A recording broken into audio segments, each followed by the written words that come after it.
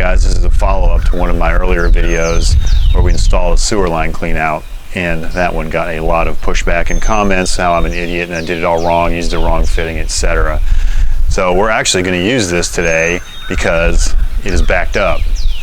I can't promise you what kind of disgusting things are going to be down here, so if it's bad I'll blur it out. But anyway, this clean out is backed up.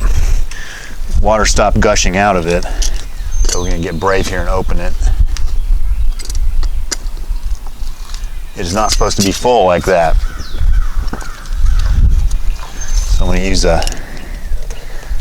we call him a Drain King. I think that's a brand name. But obviously it's clogged past the house, so I only put a one-way direction sweep in here, which everyone said was wrong.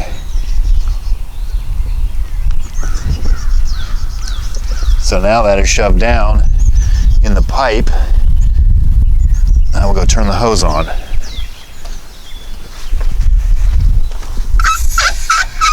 Now we got to get back before it pushes it out.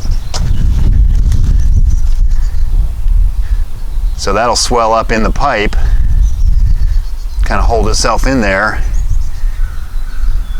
and it should pressurize the line down to the street and unclog it.